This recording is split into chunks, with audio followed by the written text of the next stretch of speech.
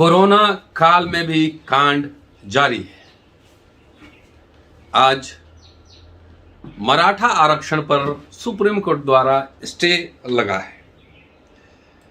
दिलीप मंडल लिखते हैं ओबीसी आरक्षण स्टे लगा, जाट आरक्षण स्टे लगेगा, मराठा आरक्षण स्टे लगेगा, पाटीदार आरक्षण स्टे लगेगा, सवर्ण ईडब्ल्यूएस आरक्षण। कितना सुंदर, कितना प्यारा। दिलीप जी ने लाइव लॉ से एक पन्ना भी शेयर किया है जिसमें कोर्ट का ऑर्डर है, ऑल रिजर्वेशन में गो एंड ओनली ईडब्ल्यूएस में remain, but that's matter of policy. Supreme court in Maratha quota case. क्या बात है, पिछड़े वर्ग के पास जमीन भी है, पैसा भी है, संख्या भी है, बल भी है, राजनीति को प्रभावित कर रहे हैं लगातार, इसके बावजूद उनकी हकमारी हो रही है। ये थोड़ा मेरे समझ में नहीं आया। या तो फिर इसका उल्टी व्याख्या की जा सकती है कि चूंकि खाने के लिए है, जमीन है, पैसे हैं, संसाधन हैं, इसलिए कोई फर्क नहीं पड़ता है कि उनको, उनके बच्चों को शिक्षा मिले न मिले, उनको सरकारी नौकरियों में प्रतिनिधित्व मिले या न मिले। अभी तक किसी पिछड़े नेता की ओर से मैंने प्रतिक्रिया नहीं देखी है इस पर, लेकिन अभी देखना, एक दो दिन इंतजार करना पड़ेगा।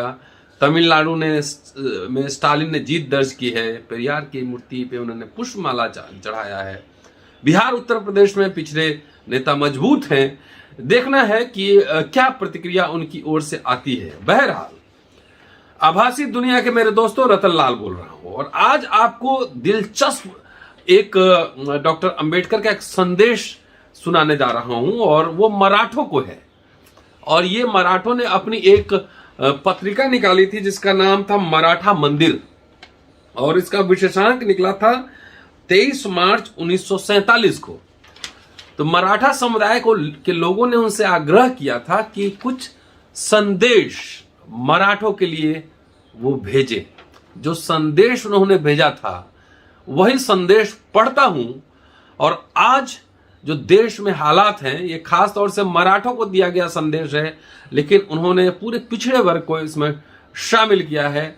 इनके संदेश से और आज की जो स्थिति है उससे आप तुलना कीजिए। सुप्रीम कोर्ट ने स्टे लगाया है, पिछड़ों में सुगबुगाहट नहीं है, इसको आप भली भांति समझ जाएंगे। आज से तकरीबन 74 साल पहले लिखा गया उनका ये संदेश है। सुनिए क्या कहते हैं वो।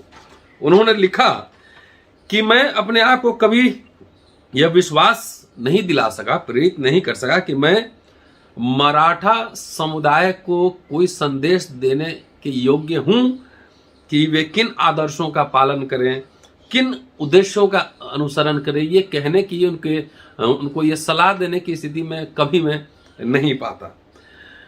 चूंकि मुझ पर मराठा के आयोजकों द्वारा दबाव डाला गया था, पत्रिका के आयोजकों द्वारा दबाव डाला गया था कि मराठा समुदाय अपनी उन्नति के लिए जो कुछ करना चाहते हैं उसके संबंध में मैं विचार व्यक्त करूं, तो इसलिए मैंने उनकी आकांक्षाओं के अनुरूप अपनी प्रतिक्रिया व्यक्त करने की सहमति दी।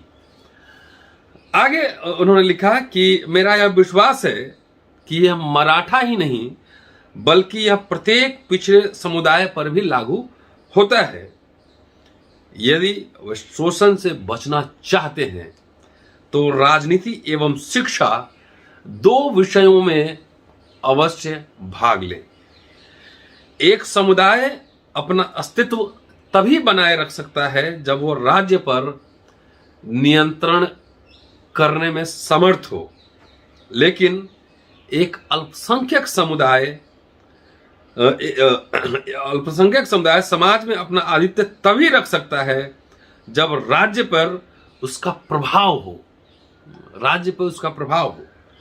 यहां ब्राह्मणों का उदाहरण देते हैं और लिखते हैं कि भारत में ब्राह्मणों की स्थिति के उदाहरण से इसे बेहतर समझा जा सकता है। राज्य पर नियंत्रणकारी प्रभाव अत्यंत आवश्यक है क्योंकि इनसे बिना राज्य की नीति को दिशा देना संभव नहीं है एवं इसकी प्रगति राज्य की नीति पर निर्भर करती है। कि ब्राह्मण अल्पसंख्यक है लेकिन राज्य पे नियंत्रण है, संस्थाओं पे नियंत्रण है, इसलिए जैसे होता है हर मनमानी से वो निर्णय आते हैं। आगे उन्होंने लिखा है कि शिक्षित होना भी समान रूप से अनिवार्य है, लेकिन यह हमेशा याद रखना चाहिए कि विभिन्न समुदायों के बीच पद एवं प्रतिष्ठा के संघर्ष में क्या चीज देखी जाती है, वह केवल शिक्षा ही नहीं बल्कि उच्च शिक्षा का होना है। उच्च शिक्षा से मेरा तात्पर्य एक ऐसी शिक्षा से है जो एक मराठा को एक विशिष्ट महत्व के पद पर आसीन होने के योग्य बनाए, ऐसा पद जिससे वह सर्वेक्षण नियंत्रण करने के साथ साथ अपने समुदाय के व्यक्तियों का अन्याय से बचाव कर सके। यहां पुनः ब्राह्मण समुदाय का मामला केंद्र बिंदु में है। ब्राह्मण समुदाय सभी विषमताओं एवं सभी विरोधों के विरुद्ध अपने आप को बनाए रखने में समर्थ है। यह इस तथ्य के कारण संभव है कि सभी प्रतिष्ठा के पदों पर ब्राह्मण आसीन है। आगे उन्होंने लिखा कि यह मेरे विचार हैं।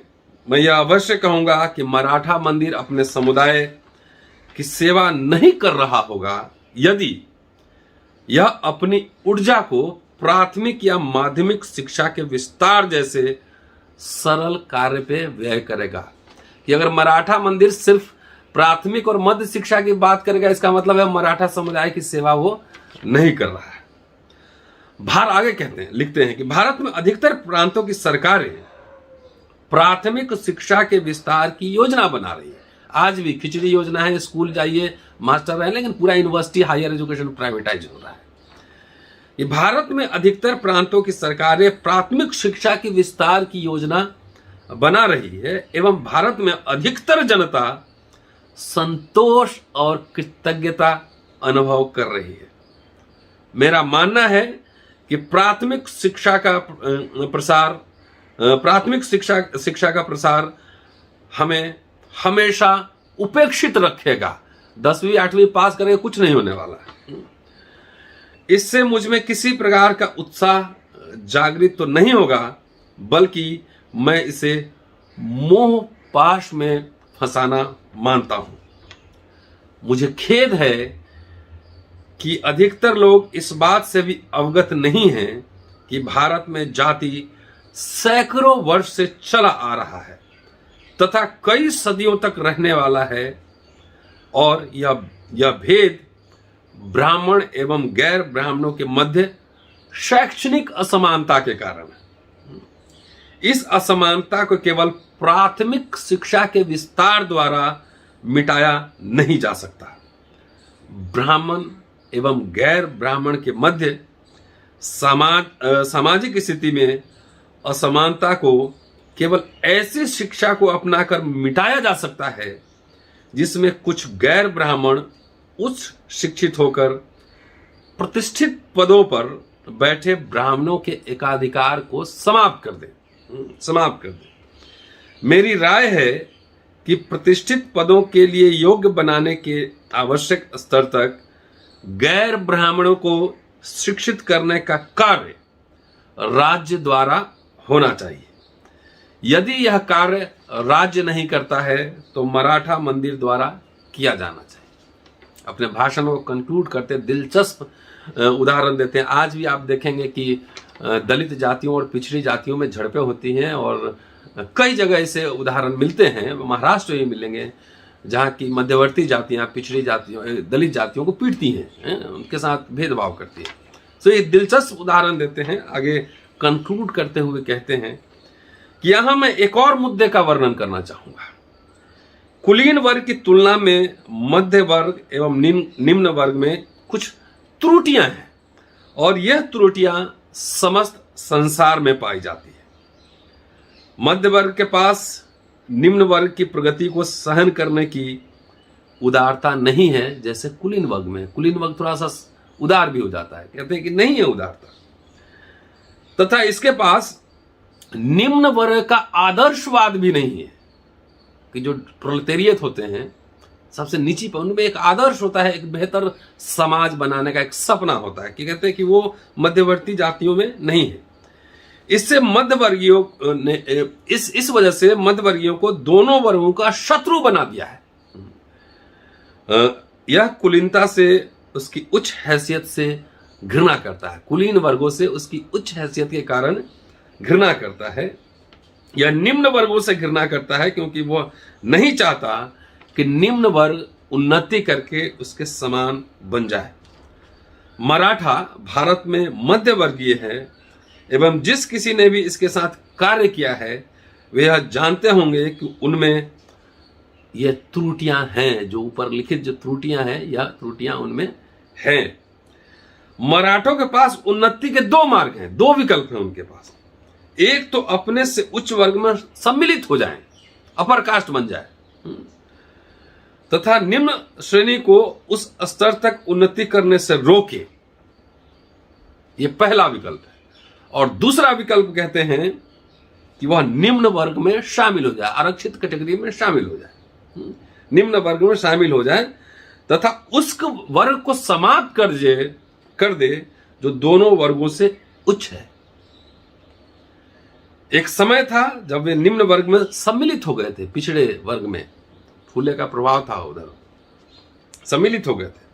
हाल ही में वे उच्च वर्ग में सम्मिलित हो गए। मुझे यह कहना उचित नहीं लगता है कि उनके द्वारा कौन सा मार्ग अनुसरण किया जाए, कौन सा मार्ग उचित होगा, यह मैं नहीं कह सकता। इसमें कोई संदेह नहीं है कि दूसरों के साथ साथ मराठों का भाग्य उन दो मार्गों में से उनके द्वारा जो भी मार्ग चयन किया जाएगा उस पर निर्भर करेगा। या अपर कास्ट आप बनते हैं या आरक्षित श्रेणी, अस्पृश्यों, शेड्यूल कास्ट के साथ खड़े होते हैं, इस पर आपका भाग्य निर्भर करने वाला है। तमाम पिछड़ी जातियों पे ये बात लागू होती है। उसे मराठों के नेताओं की बुद्धिमत्ता पर छोड़ दिया जाए, नेता के विजडम पर। आज भी नेता से पूछिए, नहीं बोलते हैं कुछ भी, नेताओं के विजडम पर छोड़ दिया जाए जिसका अत्यधिक अभाव दिखता है। यह डॉक्टर अंबेडकर का संदेश है। अगर आप जानना चाहते हैं कि मराठों को उन्होंने दिया था और मराठों के साथ साथ पूरे पिछड़ी समुदाय को उन्होंने कहा था कि या तो अपर कास्ट में शामिल हो जाइए या फिर दलितों में शामिल होकर लड़िए अपने अधिकार के लिए। यह अकारण नहीं है कि आज पिछड़ों की, दलितों की सब हकमारी हो रही है, लेकिन जिस तरीके से इसका प्रतिरोध, विरोध होना चाहिए था वो नहीं हो रहा है। उसका जवाब डॉक्टर अंबेडकर के इस संदेश में। इसको देखना चाहते हैं तो अंग्रेजी के वॉल्यूम 17 पार्ट 2 देखें और आर्टिकल नंबर 12, और अगर हिंदी में देखना चाहते हैं तो वॉल्यूम 36 देखें, पेज नंबर 463 से लेकर 64, 2 पेज का है। और मुझे लगा कि आज के संदर्भ में यह प्रासंगिक उनका संदेश है, इसलिए आपसे साझा करूं। शुक्रिया साथियों, keep watching and sharing Ambedkarnama. ज्यादा से ज्यादा देखिए, ज्यादा से ज्यादा सुनाइए, क्योंकि अंबेडकरनामा प्रामाणिक स्रोतों के अध्ययन पर आधारित है। शुक्रिया, जय भीम, फिर मुलाकात।